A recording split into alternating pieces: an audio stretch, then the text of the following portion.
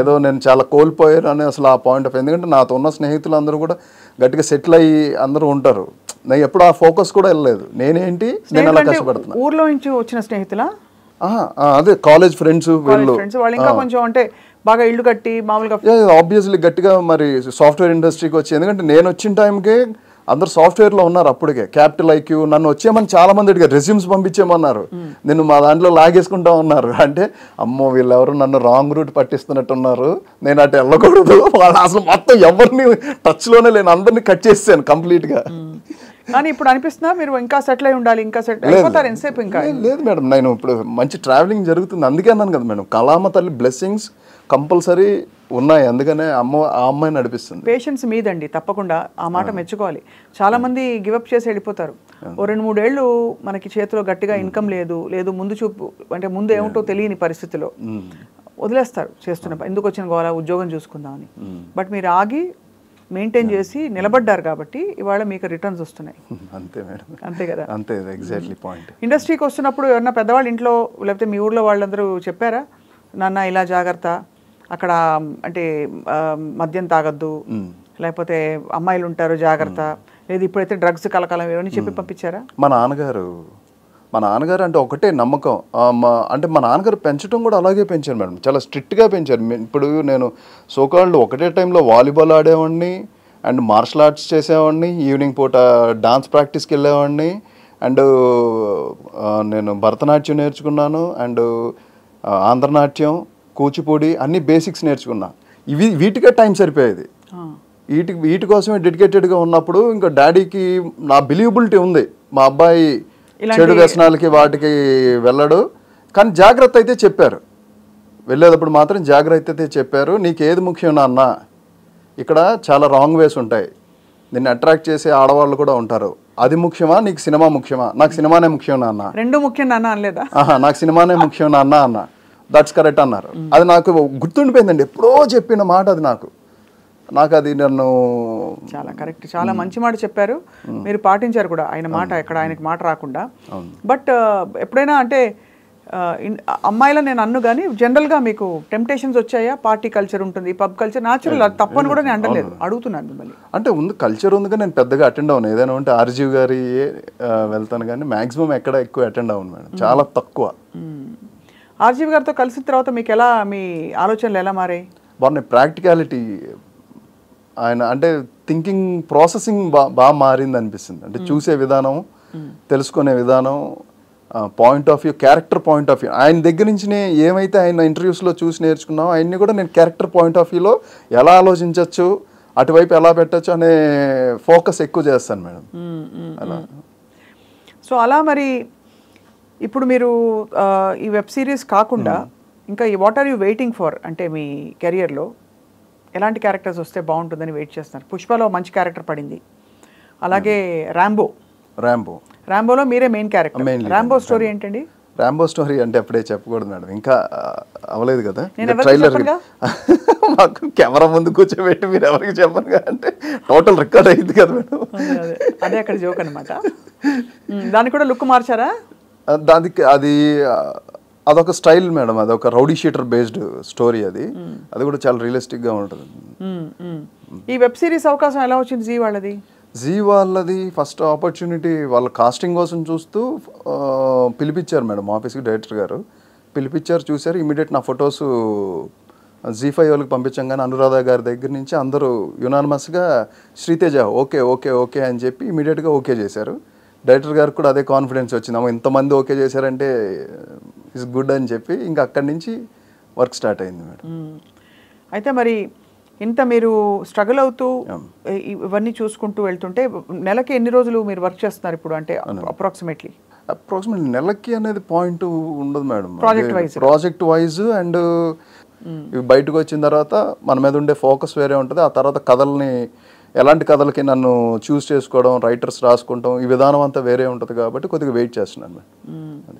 అంటే టోటల్గా అంటే మీరు చెప్పిన పాయింట్ ఆఫ్ వ్యూలో అయితే అంటే మధ్యలో ఏం 365 రోజుల్లో మహా అయితే నాకు తెలిసి నేను ఎవరన్నా ఒక 100 నుంచి 120 డేస్ బిజీ ఉంటారేమో అనుకుంటున్నాను మేడం.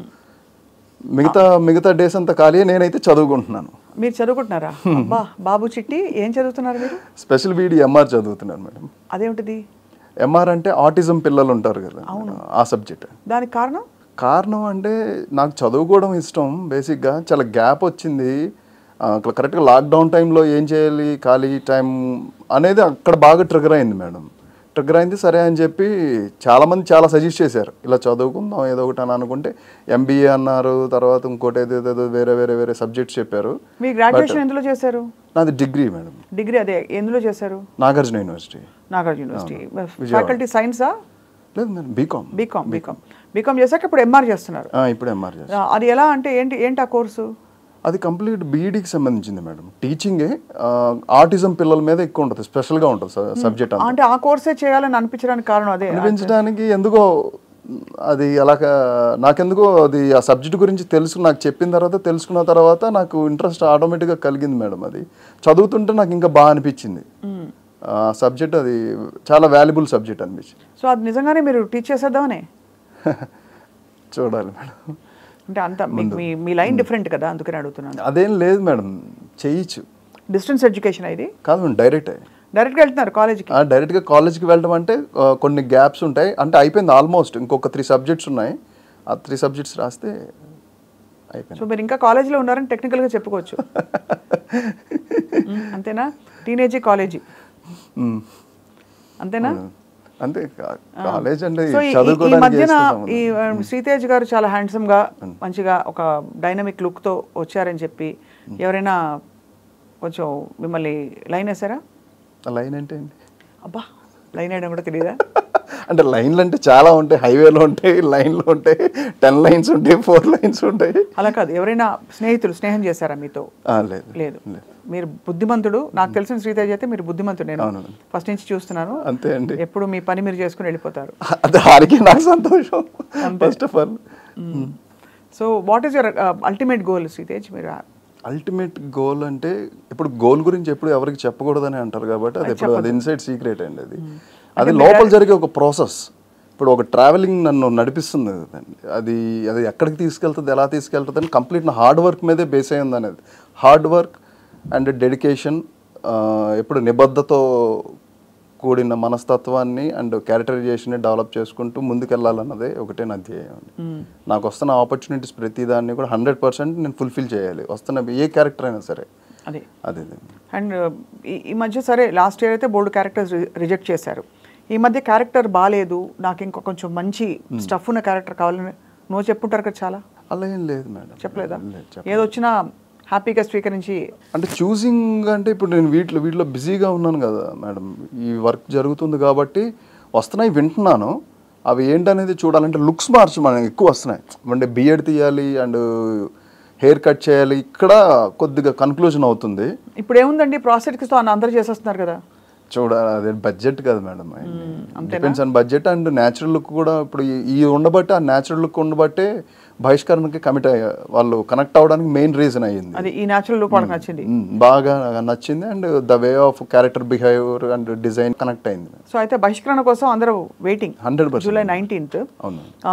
చాలా మీ జెన్యూన్నెస్ అండ్ మీ సిన్సియారిటీకి తప్పకుండా మంచి ఆఫర్స్ ఇంకా వస్తాయని మేము ఆశిస్తున్నాం. మీరు చేసిన క్యారెక్టర్స్ అండ్ మూవీస్ సంఖ్య తక్కువ అయినా కూడా రిలేటివ్లీ ఎన్ని, ఒక మొత్తం అన్ని కలిపి 15 అయ్యాయా? 15 ఎగ్జాక్ట్లీ కదా.